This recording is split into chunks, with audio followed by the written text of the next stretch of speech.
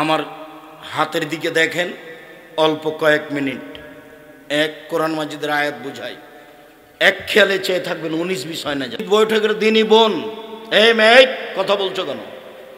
এদিকে দেখো, আল্লাহ বলছে আতিউল্লাহ আতিউর রাসূল ওয়ালা তুবতিলু আমালাকুম। পৃথিবীর মানুষ আল্লাহকে মানো, এক। দুই, পৃথিবীর মানুষ নবীকে মানো। তিন, পৃথিবীর মানুষ তোমরা তোমাদের আমলকে বাতিল করো না। 3 নম্বর বাক্যের সাথে আগের দুইটা বাক্যের মিল নেই। আবার বুঝাই, এক, পৃথিবীর মানুষ আল্লাহকে মানো, আল্লাহ বলছেন পৃথিবীর মানুষ নবীকে মানো। 3 নম্বর বাক্য যদি এমন হতো তাহলে ভালো হতো, তাহলে তোমরা জান্নাত পাবা। তাহলে মিল ছিল, এক, আল্লাহকে মানো, দুই, নবীকে মানো, তিন, তাহলে জান্নাত পাবা। এটাতে মিল হচ্ছে না কথাটা? কিন্তু আল্লাহ এভাবে বললেন না, এক, আল্লাহকে মানো, দুই, নবীকে মানো, তিন, তোমাদের আমল বাতিল করো না। বলেন তো শেষের বাক্যের সাথে আগের দুটার কি মিল হলো? মিল হয়নি। তো কি কথা তাহলে? এক, আল্লাহকে মানো মানে শিরক করো না, শিরক করলে 3 নাম্বার আমল বাতিল হবেই। দুই, নবীকে মানো মানে বেদাত করো না, বিদাত করলে আমল বাতিল হবেই। হুজুর যত বড়ই হোক, পাগড়ি যত বড়ই হোক, জুব্বা যত বড়ই হোক, বিচারের মাঠে রেহাই হবে না। কবি নজরুল ইসলাম বলেছেন, মসজিদের পাশে কবর দিও ভাই, তাহলে এই গুনাহগার গোরাজাব হতে পাইবে রেহাই। যদি তাই হয় তাহলে মানুষ মরার সময়তে বলবে ছেলেকে, বেটা একটা মসজিদ তৈরি করো বেটা, আমাকে সেখানে কবর দিও। আমি বলেছি মসজিদের পাশে কেন? যদি আপনার বাপের কবরটা কাবা ঘরের নিচে হয় তবুও হবে না। বিচারের মাঠে বিচার আমল দিয়েই হবে। কি দিয়ে বিচার হবে? আমল দিয়েই হবে। আমি মানহানি করিনি ঠাকুরের। ঠাকুর বলেছে ও কালিমা তোমার আকাশ, ও কালিমা তোমার বাতাস। তখন আমি বলেছি তোর বাপের আকাশ। ঠাকুর এই কথা বলতে পারে, আমি তো এই কথা বলতে পারি না।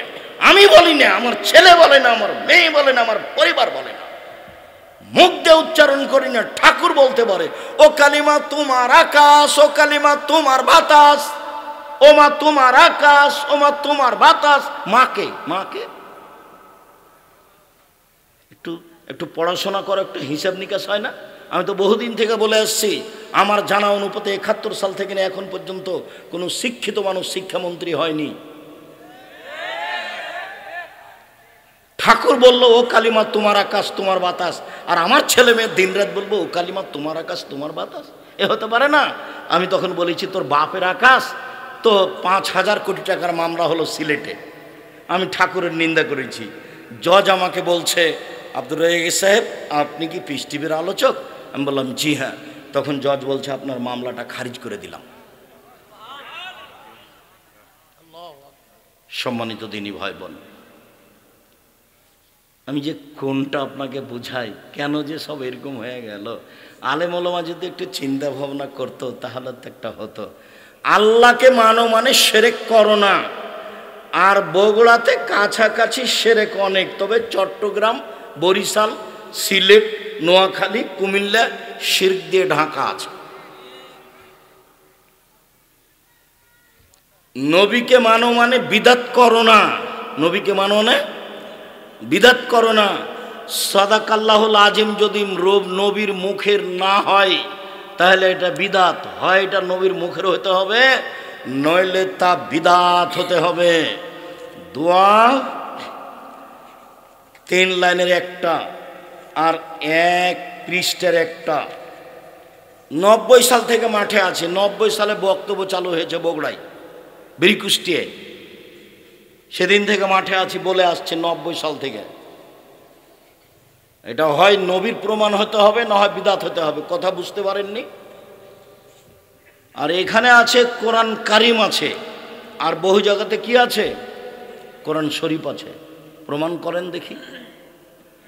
নবীর মুখের হতে হবে, নইলে তা বাতিল বলে গণ্য হবে। এবার একটা হাদিস, তারপরে একটু দেখাবো। আল্লাহ রাসূল বলছেন, পৃথিবীর মানুষ বাল্লিগু আন্নী ওয়ালায়ে, আমার একটা কথা জানা থাকলে অন্যকে বলো। 2 ওয়া হাদিসু আন বানি ইসরাঈল আল হারাজ, বানি ইসরাইলের কাহিনী বলো, কোনো দোষ নেই। 3 মান কাযাবা আলাইয়া মুতাআম্মিদান ফালিয়াতাবাওয়া মাকাদাহু মিনান নার, কেউ যদি কোনো কথা আমার নামে বলে, কেউ যদি ধর্ম বলে কোনো কথা আমার নামে বলে, সেই কথা যদি আমার না হয়, তাহলে তার থাকার জায়গায় জাহান্নাম, জুব্বা যত বড়ই হোক। হাদিস বুখারী মুসলিম। আবার বলি, 1 আমার একটি কথা জানা থাকলে অন্যকে বলো। 2 বানি ইসরাইলের কাহিনী বলো। 3 কেউ যদি কোনো কথা আমার নামে বলে, সেই কথা যদি আমার না হয়, তাহলে তার থাকার জায়গা জাহান্নাম। এভাবে বললেন, কিন্তু আগের মতো করে বললে ভালো হতো। আগে যেমন বলছিলাম, 1 আমার একটি কথা জানা থাকলে অন্যকে বলো। 2 বানি ইসরাইল কাহিনী বলো। 3 তাহলে তোমরা জান্নাত পাবা। এভাবে হলে কথাটা মিল হতো না? মিল হতো। 1 আমার একটি কথা জানা থাকলে অন্যকে বলো। একটা মানুষ আপনার সামনে বাম হাতে পানি খাচ্ছে, তখন আপনার কথা জানা, এই ছি ছি ছি ছি ছি ছি, বাম হাতে শয়তান খায়, ভাই ডান হাতে ধরেন, ডান হাতে ধরেন। এই যে আমার একটা কথা জানা আছে বলে দিলা, এই যে একটা কথা জানা আছে বলে দিলে, এটা বলে দিবা, ভয় না, তুমি সুলিও হবে না, ফাঁসিও হবে না। ও বলতে পারে, আরে ছাড়েন, ডান হাত আল্লাহর দেওয়া, বাম হাত আল্লাহর দেওয়া, আপনি অত কথা ছাড় বলেন তো, সব হাদিস তুলে রাখেন, খাচ্ছি খাচ্ছি, এটাকে বলতে পারে। আপনার সুলিও হবে না, আপনার ফাঁসিও হবে না, আপনি বলেন। আল্লাহ নবী বলছে, আমার একটা কথা জানা থাকলে অন্যকে বলো, আপনি বলেন। আল্লাহ নবী বলছেন, বানি ইসরাইলের কাহিনী বলো, কোনো দোষ নেই, মানে সত্য কাহিনী বলো। যেমন 1 মিনিট, হাজার হাজার বছর আগেকার একটা কাহিনী। একটা লোকের কাছে জমি কিনে নিয়েছে। জমি কিনে নিয়ে চাষ শুরু করতে একটা স্বর্ণের পাতিল পেয়েছে। তখন জমি ক্রেতা স্বর্ণের পাতিল নিয়ে বিক্রেতার কাছে গেছে, গিয়ে বলছে, খুযাবাকা মিন্নি ইশতারিতু মিনকাল আরদ ওয়া মিনকাল যাহাব, আপনি আপনার স্বর্ণ নেন, আমি আপনার কাছে জমি কিনে নিয়েছি, স্বর্ণ কিনিনি। তখন জমি বিক্রেতা বলছে, বাইতুল জমা ফিহা, আমি স্বর্ণের পাতিল নিব না, আমি জমিও বিক্রি করেছি, জমির ভিতরে যা কিছু ছিল সব বিক্রি করেছি, ওটাও নিব না। এই যে এই ঘটনা হাজার হাজার বছর আগেকার কাহিনী, মানে ইসরায়েলের কাহিনী, মানে সত্য কাহিনী বলো। 1 আমার একটি কথা জানা থাকলে অন্যকে বলো। 2 বানি ইসরায়েলের কাহিনী বলো। 3 কেউ যদি কোনো কথা আমার নামে বলে, সেই কথা যদি আমার না হয়, তাহলে তার থাকার জায়গা জাহান্নাম। 1 মিনিট, আমি এখন যেটা বলছি সেটা আপনাকে আমি কষ্ট দেওয়ার জন্য বলিনি। সেটা হলো এই যে আপনি ওযু করলেন, যখন আপনি মাথা মাসা করলেন, তখন কাঁধও মাসা করলেন, এভাবে কাঁধ মাসা করলেন। তো হাদিসে এসেছে মাথা মাসা আর কান মাসা, একবারে এমনভাবে স্পষ্ট হয়ে এসেছে যে 2 আঙ্গুল কানের ভিতরে ঢুকিয়ে দিতে হবে, এই দুটা ভিতরে আর এই দুটা বাহিরে, ইবহাম বৃদ্ধাঙ্গুল, ওইভাবে হাদিসে এসেছে। পাখান ধুলে কনিষ্ঠ আঙ্গুল দিয়ে এই আঙ্গুলগুলো একবারে ভালো করে একবারে পরিষ্কার করে দিতে হবে, এটা হাদিসে এসেছে। তো যদি এটাও থাকে বলেন, আর যদি এইটা আপনি বললেন না থাকে, তাহলে আপনার কি হবে? এই কথাটা আপনাকে আমি মনে রাখার জন্য বলছি। এইটা দিয়ে নয় সব জায়গাতেই, এইটা দিয়ে নয় সব জায়গাতেই। এখানে তো আপনাকে আমি কোরআন মাজিদের ঘটনা দেখালাম, আমি একটা আপনাকে কাহিনী দেখাই। বইটার নাম মুকসিদুল মুমিনিন, সবাই জানেন। ওখানে একটা হেডলাইন আছে, অবিবাহিত ছেলে মেয়ের পড়া নিষেধ। তো কি রে, এ হেডলাইন যে দেখে সেই পড়ে, যে দেখে সেই পড়ে। আমিও পড়েছি, তো আমি যখন পড়েছি তখন আমি বিভাগ করেছি। তো এখন লেখা আছে, ওখানে অনেক কথা আছে, লেখা আছে, ভরা পেটে স্ত্রী মিলন হলে ছেলে ভ্যাংচা হয়, সফরের পূর্বে স্ত্রী মিলন হলে ছেলে টেরা হয়, চন্দ্র সূর্য গ্রহণের সময় স্ত্রী মিলন হলে ছেলে কানা হয়। এইভাবে কথাগুলি উল্লেখ করা আছে। আল্লাহর কসম, শুরু থেকে নিয়ে শেষ পর্যন্ত একটা বাক্য সত্য নয়, বরং সরাসরি কোরআনের উল্টা কোরআনে আল্লাহ বলছেন নিসাউকুম হারসুল্লাকুম ফাতু হারসাকুম, পৃথিবীর মানুষ তোমাদের স্ত্রী তোমাদের জমি, পৃথিবীর মানুষ তোমাদের স্ত্রী তোমাদের জমি, তোমাদের ক্ষেত, তোমরা তোমাদের খেতে আসো, তোমাদের ইচ্ছে মতো সকালেই কি বিকালেই কি দুপুরেই কি ভরা পেটেই কি সফরের পূর্বেই কি চন্দ্রগ্রহণ লাগলেই কি আর না লাগলেই কি, এ কথা আল্লাহ বলে আর এটা মানুষে বলে। অথচ পুরো আলোচনাটা শিরক, পুরো আলোচনাটা শিরক একবারে দেশ। যদি আপনি শিরক বেদাত দেখেন তাহলে মনে হবে যে এটা বিপদ সীমার উপর দিয়ে চলছে।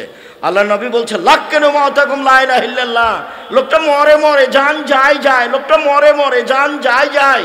হাদিসে এসেছে আল্লাহ রাসূল বলছেন মুসলিম, ওর পাশে বলো লা ইলাহা ইল্লাল্লাহ, মাঝে মধ্যে পাশে বলো লা ইলাহা ইল্লাল্লাহ। কেন? মান কানা আখিরু কালামি লা ইলাহা ফাদাখালাল জান্নাহ, মানুষের শেষ বাক্যটা যদি লা ইলাহা ইল্লাল্লাহ হয় তাহলে জান্নাতে চলে গেছে। এইটা না হয়ে কোরআন মাজিদ পড়া হচ্ছে তার পাশে, অথচ তার পাশে কোরআন মাজিদ পড়তে হবে এরকম কোনো হাদিস নাই। সূরা ইয়াসিন পড়ার প্রমাণে হাদিসটি জাল, আর এটা হাদিস মুসলিম। আল্লাহ নবী বলছেন পৃথিবীর মানুষটা মরে মরে যান যায় যায়, তার পাশে বলো লা ইলাহা ইল্লাল্লাহ, বলো মাঝে মধ্যে লা ইলাহা ইল্লাল্লাহ। সেও যদি কোনো ফাঁকে বলে ফেলে লা ইলাহা ইল্লাল্লাহ তাহলে সে কোথায় চলে গেছে? জান্নাতে চলে গেছে। রাসূলের মুখের ভাষা আপনি জোর করে বললেই হবে? ধর্ম কি পাগল হয়ে গেছে? ধর্ম একজনের কথা দিয়ে চলে, যার নাম মুহাম্মদ সাল্লাল্লাহু আলাইহি সাল্লাম। ওমর যত শক্তিশালী ইমানদার হোক না কেন, ওমর রাস্তা দিয়ে হাঁটলে ওই রাস্তা দিয়ে শয়তান হাঁটতো না। হাদিস বুখারী মুসলিম। ওমর রাদিয়াল্লাহু তাআলা যদি কোনো কথা বলেন, সেই কথা যদি নবীর না হয় তাহলে তা বাতিল বলে গণ্য হবে। ওমর যত শক্তিশালী ইমানদার হোক না কেন। পীর সাহেব তো বহু দূরের কথা, বুজুর্গানের দিন তো বহু দূরের কথা। আজকের আলোচনা নিয়ে আমি আর কিছু কিছু বললাম না, আপনারা কষ্ট পাবেন, আমি আপনাদের কষ্ট দিতে রাজি নই। তবে আপনি মনে রাখবেন আল্লাহ রাসূল বলেছেন কাফাবিল মারে কাজবানি ও হাদ্দাসা বিকুল্লি সামিয়া, একজন বক্তার, আমার মতো একজন বক্তার মিথ্যুক হওয়ার জন্য এতটুকু যথেষ্ট, শরীয়তের কোনো কথা বলে দিল তদন্ত না করে আর কণ্ঠস্বরে বক্তব্য চলবে না, বক্তব্যের সুন্নাত। 1 মিনিট, এই ছেলে এই যা খাতাবা, যখন আল্লাহ রাসূল বক্তব্য দিতেন অহমারা তাই নহু, 2 চোখ লাল হয়ে যেত, অস্তাদাকা যাবহু, তার রাগ বেশি হয়ে যেত, আলা সৌতহু, তার কণ্ঠ উঁচু হয়ে যেত, কান মনে জোরে যায় যেন তিনি সৈন্য দলকে ধমক দেখাচ্ছেন, এই করো সেই করো। এটা ছিল বক্তব্যের গতি। একবারে পরিবেশ ঠান্ডা, যেখান দিয়ে যাবে ছিঁড়ে ছিঁড়ে চলে যাবে, যাতে করে কথা আপনার মনে থাকে রাসূলের মুখের কথা। এটাই ছিল বক্তৃতার সুন্নাত। সব কিছু উল্টে গেল হুজুরের বক্তব্য শুনলে। তাই তো বলেছি দেশের আলেম ওলামার বক্তব্য শুনলে মনে পড়ে পুঁথির গানের কথা। পুঁথির গানের কথা মানে আমরা চাঁপাই নবাবগঞ্জের মানুষ গরমের দিনে বাড়ির খুলিতে চত্বরে পুঁথির বই পড়তো। পুঁথির বইটা ছিল এরকম, 6 মাসের রাস্তা মর্দ 6 দিনে গেল, ঘোড়ায় চড়িয়া মর্দ হাঁটিয়া চলিল। 6 মাসের রাস্তা মর্দ 6 দিনে গেল, ঘোড়ায় চড়িয়া মর্দ হাঁটিয়া চলিল। ফাতেমা কান্দিয়া কয় আজ বুঝি হুসাইন কারবালাতে শহীদ হয়। ফাতেমা কান্দিয়া কয় আজ বুঝি হুসাইন কারবালাতে শহীদ হয়। যেই দিন হুসাইন ইরাকের মাটিতে কারবালার মাঠে শহীদ হন তার 49 বছর আগে ফাতেমা মারা গেছে। কতদিন আগে? 49 বছর আগে। তাহলে আজকে এটা ধর্ম হতে পারে কি করে? 1 মিনিট, শেষে চলে এসেছে। এটা বগুড়া। বগুড়াতে একটা জায়গা আছে নগর মাদ্রাসা। নগর মাদ্রাসাতে একজন বক্তব্য দিচ্ছে, এভাবে বলছে আব্দুল কাদের জিলানীর বাড়িতে তখন ওর জন্ম হয়নি, একজন ভিক্ষুক এসেছে ভিক্ষা করতে, তার মা ভিক্ষা নিয়ে যে দিয়েছে। তখন ওই ভিক্ষুক তার মাকে দেখে আকৃষ্ট হয়েছে। তখন আব্দুল কাদের জিলানী মায়ের পেট থেকে এটা খারাপ মনে করে ও বাঘের আকৃতিতে বের হয়ে ফকিরকে হত্যা করেছে। তো এখন যদি জনগণ কেউ লাভ দিয়ে উঠে বলতো জি জনাব আপনার কথা বুঝেছি, আব্দুল কাদের জিলানী রাহিমাহুল্লাহ মায়ের পেট থেকে বাঘের আকৃতিতে বের হলেন, ফকিরকে হত্যা করলেন, এখন মায়ের পেটে গেলেন কিভাবে? এটা হলে হতো। এটা ধর্ম? আব্দুল কাদের জিলানী রাহিমাহুল্লাহ যাচ্ছেন আকাশে। কোথায় যাচ্ছেন আপনি? আল্লাহর বিচার ভুল হয়ে গেছে, সেজন্য ঠিক করতে যাচ্ছে। কথা শেষ করলাম। সম্মানিত দিনী ভাই বোন, বিষয় ভিত্তিক বক্তব্য দিতে হবে আমাদেরকে। আজকের বিষয় খাওয়া ও পান করার নিয়ম। 2টা হাদিস অনুবাদ করব, 20টা হাদিস অনুবাদ, 2টা আয়াত অনুবাদ করব, 20টা হাদিস অনুবাদ করব। তখন আপনারা বুঝতে পারবেন যে আল্লাহর নবী এইভাবে খেতেন, এভাবে বসতেন।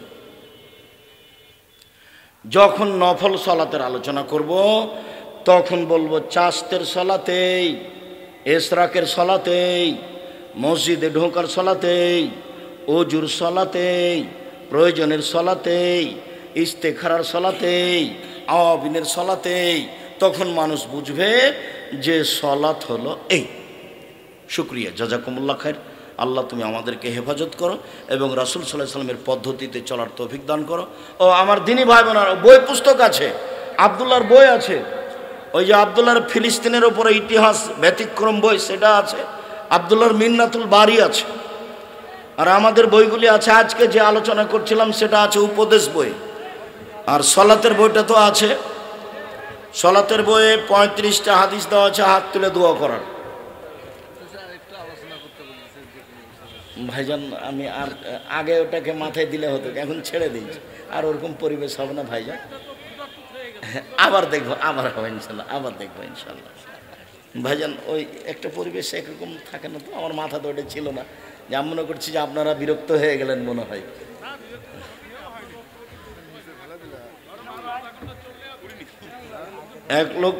এক লোক ঘরে ছবি ঝুলিয়ে রাখলে কতক্ষণ পর্যন্ত পাপ লেখা হয়? ছবি ঘরে রাখলে ফেরেশতা প্রবেশ করবে না, বড় পাপের কাজ। বিবাহের জন্য দিনদার মেয়ে খুঁজে পাবো কিভাবে? খুঁজতে বলো তোমার মাকে, তোমার বোনে রাখে, এলাকায় যাও, খোঁজ খবর নাও, খুঁজতে হবে, এটাই ঠিক। জান্নাতে যাওয়ার জন্য সহজ কিছু আমল বলে দিবেন। 5 ওয়াক্ত সালাত, হালাল রুজি, কোরআন তেলাওয়াত, আড্ডা না পিটা। আড্ডা পিটা চিরদিনের জন্য হারাম। আড্ডা পিটা কী জিনিস আব্দুর রাজ্জাক সাহেব? 2 জন যেখানে বসে গল্প করছে আপনি ওখানে যাবেন না। প্রয়োজন থাকলে সালাম দিয়ে কথা শেষ করে চলে যাবেন। ওখানে গিয়ে গল্প করার নাম হলো আড্ডা পিটা। আড্ডা পিটা চিরদিনের জন্য হারাম। 1 5 ওয়াক্ত সালাত, 2 হালাল রুজি, 3 কোরআন তেলাওয়াত, 4 আড্ডা পিটবেন না, জান্নাত হবে ইনশাল্লাহ। বাংলাদেশে ইসলামী খেলাফত দেশের এই ক্রান্তিকালে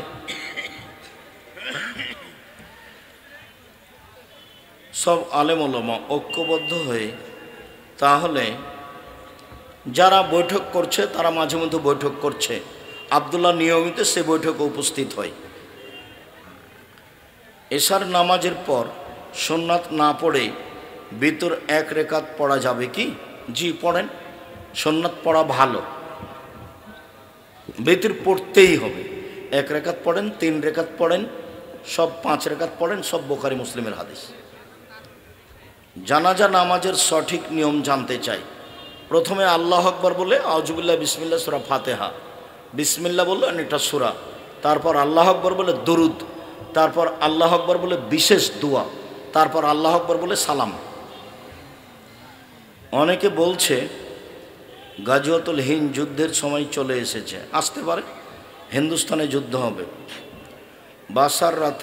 বাসর রাতে নামাজ ও নামাজে একামত দিতে হবে? জি না, ওটা নফল সালাত, ওতে একামত লাগে না।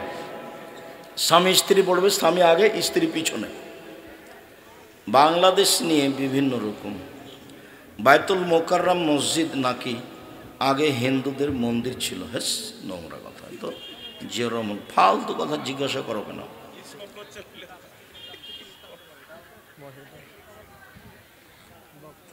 1500 বছর পরে হলো ফেরাউন ডুবে গেছে। 15 বছর পরে হলো আপনাদের নেত্রীকে 45 মিনিটে দেশ ছাড়তে হয়েছে। তাহলে ইসকন বলে কোনো কথা নাই। জুলুম করবে যারা তাদের ধ্বংস অনিবার্য হবেই। জুলুম করে 5 মিনিট বেঁচে থাকার চেষ্টা করিও না। নরম হও, দুদিন বাঁচতে এসে কবে চলে যাব, নরম হয়ে চলে যায়, ফল ভালো হবে। মনে হচ্ছিল যে দেশের সব কিছু আওয়ামী লীগ, তবু 45 মিনিট, তবু 45 মিনিট দেখে হিসাব করা উচিত, দেখে হিসাব করা উচিত মানুষের। মহিলা বক্তার ওয়াজ শোনা যাবে কি যে না হারাম, এলাকায় যেন ঢুকতে না পারে এই মহিলা, একবারে কঠোর হাতে দমন করতে হবে। শয়তান ধর্মের নাম ধোঁকাবাজি করে বেড়াচ্ছে। আমি আল্লাহর জন্য আপনাকে ভালোবাসি, আমি নিজেকে পরিবর্তন করার জন্য আপনার মাদ্রাসাতে ভর্তি হতে চাই। 1 জানুয়ারি ভর্তির তারিখ, ডিসেম্বরের 1 তারিখ থেকে ফর্ম বিতরণ হয়। ফর্ম বিতরণ চলছে। জামিয়া সালাফিয়া দেশের সবচেয়ে বড় প্রতিষ্ঠান, 300 জন শিক্ষক শিক্ষিকা, 5000 ছেলে মেয়ে, 519 জন এতিম অসহায়, প্রতি মাসে বেতন লাগে 32 লক্ষ। রাজশাহীর প্রতিষ্ঠান 40 বিঘা জমির ওপরে, রূপগঞ্জ নারায়ণগঞ্জ ঢাকা প্রায় 100 বিঘা জমির ওপরে, দিনাজপুর প্রায় 20 বিঘা জমির ওপরে। দেশের আয়তনে সবচেয়ে বড় প্রতিষ্ঠান জামিয়া সালাফিয়া। শিক্ষক গুণে, শিক্ষক মানে সবচেয়ে ভালো মানের শিক্ষক জামিয়া সালাফিয়া। যারা আছেন দেশে